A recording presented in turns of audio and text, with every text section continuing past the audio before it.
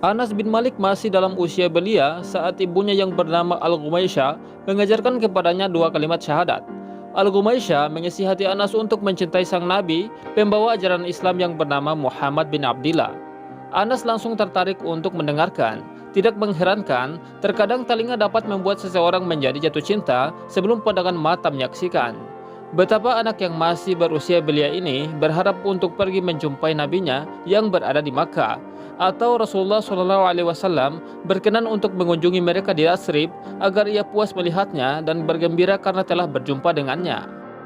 Tidak lama berselang hingga di kota Yathrib yang beruntung ini tersebar kabar bahwa Nabi Muhammad SAW dan sahabatnya yang bernama Abu Bakar sedang dalam perjalanan menuju Yathrib.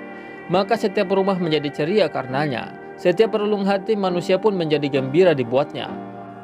Semua mata dan hati manusia menjadi tertarik untuk menanti perjalanan yang disusuri oleh Nabi Muhammad SAW dan sahabatnya menuju kota Yathrib. Setiap pagi para remaja berteriak, "Muhammad telah datang." Anas bersama bocah-bocah kecil lainnya berlari menuju ke sumber suara. Akan tetapi ia tidak mendapati apa-apa dan akhirnya ia kembali dengan hati yang sedih. Di suatu pagi yang cerah dan segar, beberapa orang pria di kota Yathrib berteriak mengatakan bahwa Muhammad dan seorang sahabatnya hampir tiba di Madinah. Serentak, beberapa orang pria dewasa bergerak menuju jalan yang disusuri oleh Nabi Muhammad SAW. Mereka semua bergegas secara berbondong-bondong, berlari menghampiri Nabi SAW, dan di antara mereka juga banyak anak dalam usia belia yang dengan wajah berseri dan hati bahagia pergi menyongsong kedatangan sang Nabi Muhammad SAW. Di barisan para anak yang berusia belia tersebut, terdapat seorang anak yang bernama Anas bin Malik Al-Ansari. Tibalah Rasulullah SAW bersama sahabatnya Abu Bakar. Mereka berdua tiba dengan sambutan meriah yang diberikan penduduk Madinah yang penuh sesak, terdiri dari para pria dewasa dan anak-anak. Adapun para ibu dan gadis berada di atap rumah, memandang dari kejauhan datangnya sang Rasul SAW. Mereka bertanya-tanya, "Yang mana Rasul? Yang mana Rasul?" Hari itu menjadi sejarah. Anas masih terus mengenangnya hingga pada usianya yang lebih dari 100 tahun. Baru saja Rasulullah SAW hendak tinggal dan menetap di Madinah, datanglah Al-Ghumaysyah binti Milhan, ibunya Anas, menghadap beliau. Al-Ghumaysyah membawa anaknya yang masih kecil yang diajak untuk menghadap Rasulullah. Saat itu Anas berambut poni dengan uraian rambut kecil yang bergerak ke kanan dan ke kiri menutupi keningnya. Lalu Al-Ghumaysyah memberikan salam kepada Nabi SAW seraya berkata, "Ya Rasulullah, tidak ada seorang pria dan wanita pun dari suku Ansar yang menghadapmu kecuali mereka memberikan hadiah kepadamu. Aku tidak memiliki apa-apa untuk dijadikan hadiah selain anak ini saja. Ambillah ia dan jadikanlah ia pembantu sesuka hatimu." Nabi SAW gembira mendengarnya. Beliau pun menerima Anas dengan wajah yang sumringah. Beliau membelai kepala Anas dengan tangan beliau yang mulia. Beliau juga membelai rambut poni Anas dengan jari beliau yang lembut. Akhirnya Rasulullah SAW menerima Anas menjadi anggota keluarganya. Anas atau Unais, sebagaimana penduduk Madinah memanggilnya dengan panggilan manja. Saat itu berusia 10 tahun, saat ia mulai bahagia dapat membantu Nabi SAW. Ia terus tinggal dalam asuhan Rasulullah hingga beliau dipanggil oleh Allah Subhanahu wa Ta'ala. Anas mendampingi Nabi SAW selama 10 tahun, di mana ia mendapatkan petunjuk langsung dari beliau untuk mensucikan dirinya. Ia juga menerima seluruh hadis Rasulullah sehingga memenuhi ruang dadanya. Anas juga mengetahui kondisi, cerita, rahasia, dan kebiasaan terpuji beliau yang jarang diketahui oleh orang lain. Anas dalam pergaulannya dengan Nabi SAW mendapatkan apa yang tidak didapat oleh seorang anak dari ayahnya. Ia juga menemukan dari keagungan sifat Rasul yang membuat seluruh dunia merasa iri kepadanya. Anas bercerita tentang beberapa kisah menarik dari pergaulannya dengan Rasulullah SAW yang ia dapatkan dalam asuhan beliau. Ia amat mengetahui hal ini dan untuk menceritakannya ia amat berkompeten. Anas bin Malik berkata, Rasulullah SAW adalah manusia yang paling baik akhlaknya. Beliau adalah manusia yang paling lapang dada, dan beliau adalah manusia yang paling penyayang. Beliau pernah menyuruhku untuk membeli sesuatu, dan aku pun keluar untuk membelinya. Di tengah jalan, Aku berniat untuk bermain bersama para anak-anak di pasar dan aku tidak melakukan apa yang diperintahkan oleh Rasulullah kepadaku. Saat aku sudah bertemu dengan anak-anak tadi, aku merasakan ada seorang pria yang berdiri di belakangku dan ia menarik bajuku. Aku menoleh ke belakang. Ternyata ia adalah Rasulullah. Beliau tersenyum seraya berujar, "Wahai Unais, apakah kau sudah melakukan apa yang aku suruh?" Aku menjadi grogi dan berkata, "Baik, aku akan melakukannya sekarang ya Rasulullah." Demi Allah, aku sudah membantu beliau 10 tahun lamanya. Namun atas apa yang aku lakukan sepanjang itu, beliau tidak pernah berkata, "Mengapa engkau lakukan ini?" Dan beliau tidak pernah berkata atas apa yang tidak aku kerjakan, "Mengapa engkau tidak mengerjakannya?" Rasulullah Shallallahu Alaihi Wasallam jika memanggil Anas, maka beliau memanggilnya dengan panggilan manja dan kasih sayang.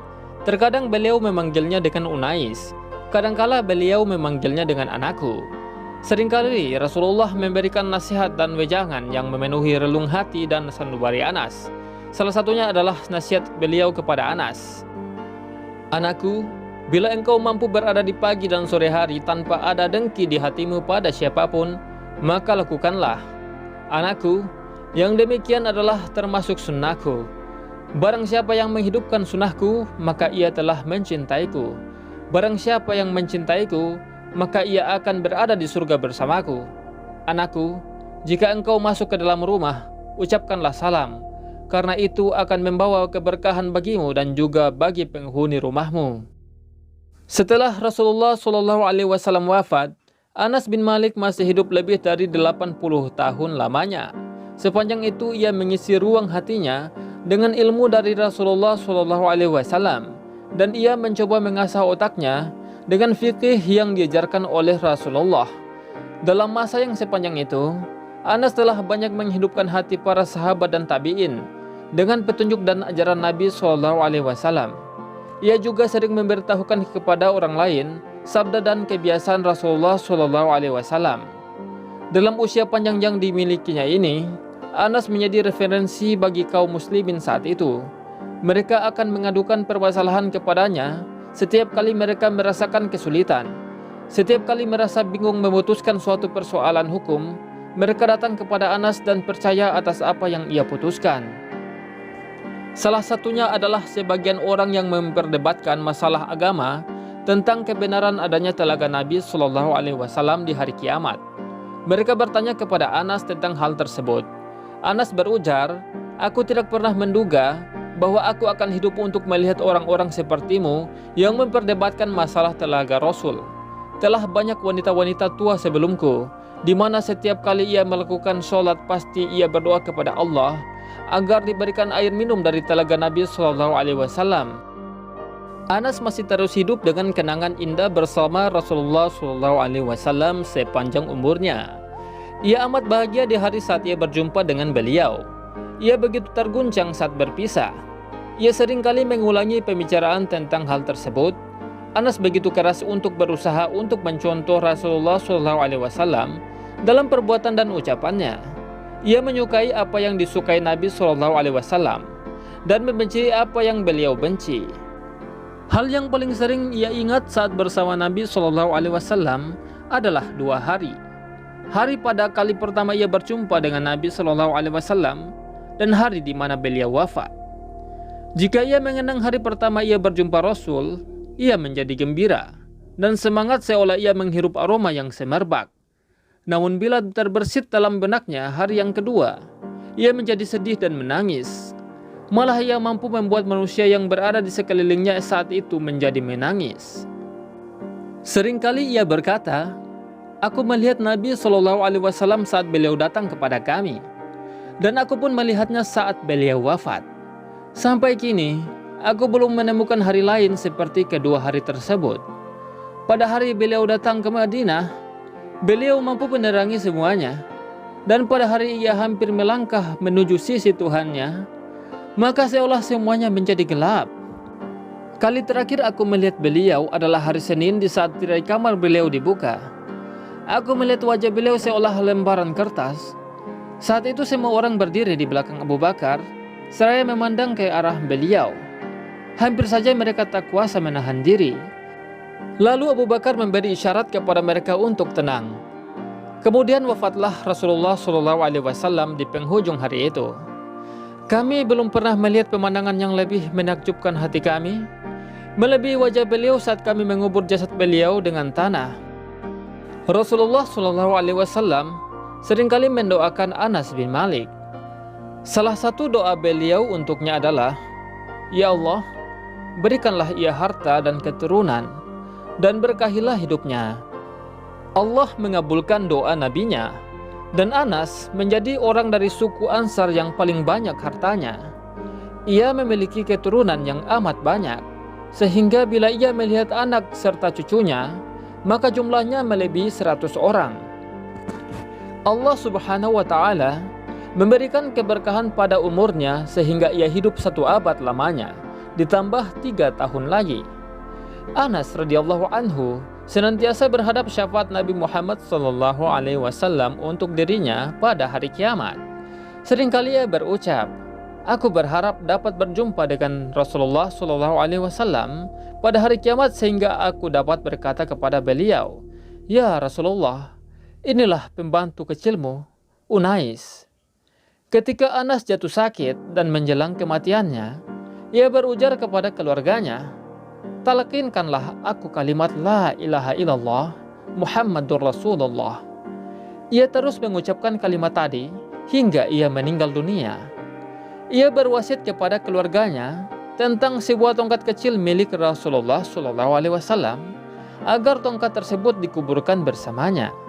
Maka tongkat itu pun diletakkan di sisi tubuh dan bajunya. Selamat kepada Anas bin Malik radhiyallahu anhu atas anugerah kebaikan yang telah Allah berikan kepadanya. Ia pernah hidup dalam bimbingan Rasulullah SAW selama 10 tahun lamanya. Ia juga termasuk perawi hadis Rasul terbanyak pada urutan ketiga setelah Abu Hurairah dan Abdullah bin Umar. Semoga Allah Subhanahu wa Ta'ala membalas kebaikan dirinya dan ibunya yang bernama Al-Ghumaisyah atas jasa baik yang mereka lakukan terhadap Islam dan kaum muslimin. Amin ya rabbal alamin.